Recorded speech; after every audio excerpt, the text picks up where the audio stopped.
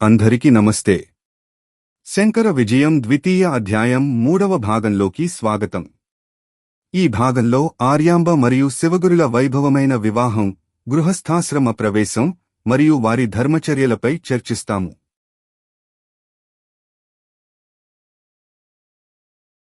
ఆర్యాంబ, శివగురుల వివాహం అత్యంత వైభవంగా జరిగింది. బంధువులందరూ వివాహానికి వచ్చి వధూవరులను ఆశీర్వదించారు. మగ పండితుడు, విద్యాధిరాజు వచ్చిన బంధువులందరినీ తగిన విధంగా సత్కరించి పంపారు. ఆర్యాంబకు సతీదేవి అనే మరొక పేరు ఉంది. సతీదేవి శివగురులు పరిశుభ్రమైన దుస్తులు ధరించి మల్లెమొగ్గల వంటి పలువరుసగలవారై వివిధములైన బంగారు ఆభరణాలను ధరించారు. ఒకరినొకరు క్రీగంట చూచుకుంటూ ప్రేమానురాగాల నలకబోసుకోసాగారు. ఆ పవిత్ర వధూవరులు పార్వతీ పరమేశ్వరుల వలె మహోన్నతమైన సుఖాలనుభవించసాగారు. ఆ విధంగా శివగురు గృహస్థ ఆశ్రమాన్ని స్వీకరించి గార్హపత్య, ఆహవనీయ, దక్షిణాలనే అగ్నిహోత్రాలను వేదోక్తంగా చేయసాగాడు. త్రేతాగ్నులతో అగ్నిహోత్ర కార్యాలు చేయనివాడు తదుపరి చేసే ఉత్తమమైన యాగాలకు అధికారి కాజాలడు. అందువలన శివగురు ఋత్విక్కులతో కూడి త్రేతాగ్నులను ప్రతిష్ఠించి అగ్నులను తృప్తిపరచాడు. శివగురు స్వర్గాది పరలోక సుఖాలను కోరి ధన వ్యయ ప్రయాసల కోర్చి అనేక యాగాలను చేశాడు.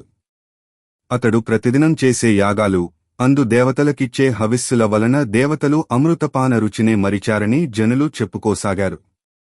ఆ విధంగా అనేక మంది దేవతలనుద్దేశించి అనేక యాగాలు చేశాడు. ఆ విధంగా సర్వదేవతలు అతని పట్ల సంతృప్తులైనారు. గృహస్థు తప్పక యాగాలను ఆచరించాలి.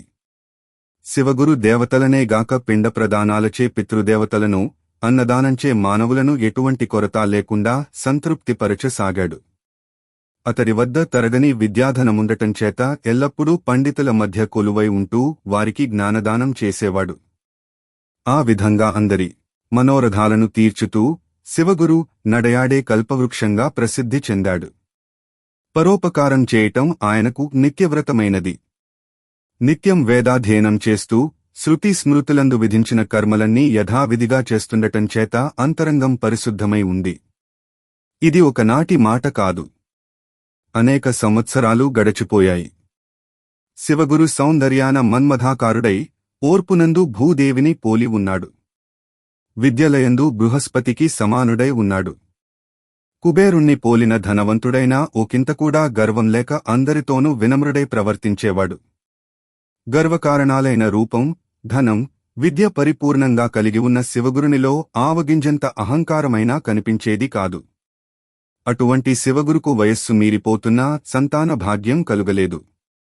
లోకంలో ధన కనక వాహనాదులు, మడిమాన్యాలు, ఇళ్ళువాకిళ్ళు తోటలు, కీర్తి ప్రతిష్టలు, బంధుజనం మొదలైనవన్నీ మానవులను అహంకారులనుగా చేస్తుంటాయి. కాని శివగురుకు ఇవన్నీ ఉన్నా ఏమాత్రం అహంకారం కలగలేదు. పుత్రసంతానం లేకపోవటంచేత అన్నీ ఉండి ఏదీ సంతోషపరచలేకపోయింది. ధర్మానుష్ఠానాలందు పూర్ణుడై సకల దేవతలను సంతృప్తిపరచటం చేత శివగురు తనకు సంతాన ప్రాప్తి తప్పక కలుగగలదనే ధీమా కలిగి ఉండేవాడు.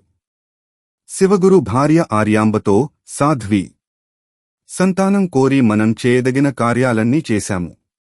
అయినా పుత్రభాగ్యం కలుగలేదు. రోజు రోజుకు వయస్సు మీద పడటంచేత అవయవపటుత్వం తగ్గుతున్నది. సుఖాలలోకెల్ల పుత్ర ప్రాప్తే పరమ సుఖమని చెబుతారు. ఏం చేయాలో బోధపడకున్నది అని పలికాడు. అంతేగాక పుత్రుడు లేకుండా పరలోక ప్రాప్తి కూడా కలుగదని వేదాలలో చెప్పబడినది. అందులకై చేయవలసిన సత్కర్మలన్నీ ఆచరించాము. పుత్రుడు కలగనందువలన మన ఇరువురికి ఉత్తమ లోకగతులు లేకపోవటమేగాక పితృరుణాన్ని తీర్చుకోలేనివాడినైతేను. అందువలన నా జన్మ నిరర్ధకమవుతుంది గదా.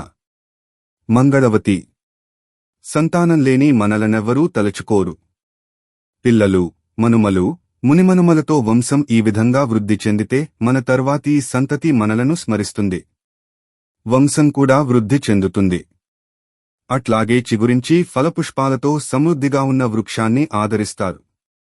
అట్లా కాకుండా పండ్లు పూలు లేని మోడువారిన వృక్షాన్నెవరైనా తలచుకుంటారా? శివగురు పలికినదంతా విన్న ఆర్యాంబ సతీదేవి భర్తతో ఇలా పలికింది, నాథా, మహేశ్వరుడైన పరమశివుడు భక్తుల పాలిట కల్పవృక్షం. భక్తి శ్రద్ధలతో ఆయనను ఆశ్రయిద్దాం. ఆయన తప్పక కరుణించి మన ప్రార్థనను మన్నిస్తాడు. మనకు తప్పక పుత్ర ప్రాప్తి కలుగుతుంది. మీరు విచారించకండి. నాథా, పరమ దయామయుడైన ఆ పరంధాముణ్ణి సేవిద్దాం. సత్వరమే భక్తుల కోర్కెలు తీర్చేవాడు ఈశ్వరుడే అనడానికి ఉపమన్యుని వృత్తాంతమే పరమ ప్రమాణం. దేవతలు కేవలం శిలాప్రతిమలు కారు. దేవతలు మానవుల వలె జడస్వరూపులు కూడా కారు. పరమేశ్వరుడు కేవలం జ్ఞానస్వరూపుడు. చైతన్యస్వరూపుడై భక్తుల కోరికలన్నీ తీరుస్తాడు. మహాభారతంలోని ఉపమన్యుని వృత్తాంతమే ఇందుకు నిదర్శనం. పూర్వం ఉపమన్యుడనే మునికుమారుడు తోటి బాలురు పాలు త్రాగడం చూశాడు. ఇంటికి పోయి తనకు కూడా పాలు ఇమ్మని తల్లిని వేధించాడు.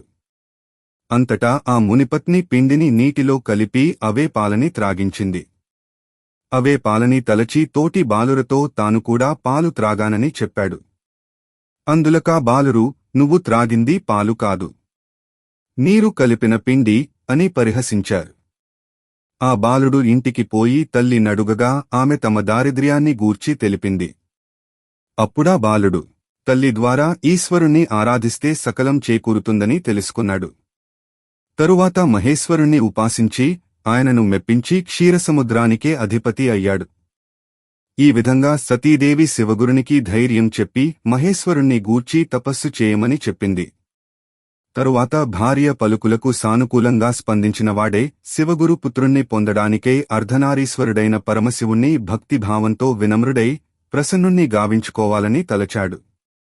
అంతట శివగురు తన గృహానికి సమీపంలోని పూర్ణానదిలో స్నానం చేసి మొదట కందమూలాలను మాత్రమే భుజిస్తూ శివుణ్ణి గూర్చి తపస్సు చేశాడు.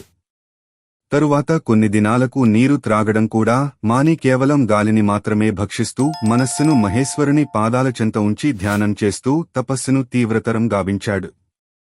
శివగురుని భార్య అయిన ఆర్యాంబ కూడా వృషాచలేశ్వర క్షేత్రంలో వెలసిన మహేశ్వరుణ్ణి అమిత భక్తిశ్రద్ధలతో ఆరాధించింది. అనేక కఠిన నియమాలను పాటిస్తూ దేహాన్ని మిక్కిలి కృశింపజేసి తీవ్ర తపస్సు చేసింది. వారిరువురూ ఆ విధంగా చాలాకాలం తీవ్రమైన తపస్సు చేశారు. కొంతకాలానికి దయాసాగరుడైన పరమేశ్వరుడు కరుణించి శివగురుకు స్వప్నంలో బ్రాహ్మణ రూపాన సాక్షాత్కరించాడు. శివగురు, నిష్కాముడవైన నువ్వు ఎందుకోసం ఇంత కఠోరమైన తపస్సు చేస్తున్నావు? నీ మనస్సులో ఏదైనా కోరిక ఉంటే తెలుపు, అనుగ్రహిస్తాను అని పలికాడు. అందుకు శివగురు తన పుత్రకాంక్షను వ్యక్తం చేశాడు. దేవదేవుడు, సర్వప్రకాశ స్వరూపుడు అయిన ఆ పరమేశ్వరుడు శివగురుతో ఇలా పలికాడు. భక్తా, సర్వజ్ఞుడు, సకల గుణసంపన్నుడు, అల్పాయుష్కుడునైన ఒక పుత్రుణ్ణి ప్రసాదిస్తాను. అలా కాకపోతే విద్యావిహీనులు, దీర్ఘాయుష్కులు, బహు దుష్టస్వభావులైన పెక్కుమంది పుత్రుల నొసగుతాను. నీకు ఏది సమ్మతమో తెలుపు. నా పలుకులు సత్యం. నీవు నమ్ము. అంతట శివగురు పరమశివుణ్ణి ఈ తీరున ప్రార్థించాడు. ఓ పరమేశ్వర, సర్వజ్ఞత్వానికి స్థానమైనవాడు, సకల గుణసంపన్నుడు, లోకవిఖ్యాత యశోనిధి అయిన ఒక పుత్రుణ్ణి ప్రసాదించు. అంతటా ఆ పరమశివుడు, అట్లే అగుగాక. ఇక నీ తపస్సు చాలించు. నీ కోరిక నెరవేరగలదు అని పలికాడు. పరమదయాళువగు పరమశివుణ్ణి దర్శించి ఆయనచే ప్రసాదించబడిన వరాన్ని తలచుకుంటూ శివగురు స్వప్నం నుండి మేల్కొన్నాడు. తరువాత ఆ వృత్తాంతాన్ని భార్యయైన ఆర్యాంబకు తెలియబరచాడు. అంతటా ఆమె స్వప్నం తప్పక సత్యమవుతుందన్నది. మహాత్ముడైన పుత్రుడు తప్పక జన్మిస్తాడని పూర్ణ విశ్వాసం వ్యక్తం చేసింది. తరువాత పుణ్యదంపతులు తాము కాంచిన స్వప్నం యథార్థమవుతుందనే విశ్వాసంతో ఇంటికి వెళ్లారు. వారాచరించిన తపస్సు ఫలించినందుకు ఎంతో సంతోషించినవారై బ్రాహ్మణులకు దక్షిణలిచ్చి వారిని సంతృప్తులను చేశారు. విరివిగా అన్నదానాలను చేసి బ్రాహ్మణుల ఆశీర్వాదాలను పొంది పరమానందం పొందారు. బ్రాహ్మణ సంతర్పణ చేసి శివగురు భోజనం చేస్తుండగా తను తినబోయే అన్నంలో శివతేజస్సు ప్రవేశించింది. అట్టి మహాపవిత్ర భుక్తశేషాన్ని శివగురు సంతృప్తితో భుజించాడు. తరువాత ఆర్యాంబ కూడా భర్త భుజించిన భుక్తశేషాన్ని భుజించింది. ఆ విధంగా భగవానుడు వారిని అనుగ్రహించడానికే సంకల్పించాడు. సర్వలోకరక్షకుడైన పరమశివుడు ఆర్యాంబ గర్భంలో ప్రవేశించాడు. గర్భస్థ శిశువు మెల్లమెల్లగా వృద్ధి చెందసాగాడు. ఆ సమయంలో ఆర్యాంబ శరీరమంతా ప్రకాశవంతమై వెలుగొందింది. ఆమె దేహమందలి దివ్య తేజస్సుచేత దివ్యపురుషుడు జన్మించబోతున్నాడని తెలుస్తున్నది. ధన్యవాదాలు. మీరు శంకర విజయం ద్వితీయ అధ్యాయం 3వ భాగం వీక్షించారు. మా తర్వాతి వీడియోలో ఈ కథానిక కొనసాగింపు చూడండి. నెక్స్ట్ వీడియోలో కలుసుకుందాం.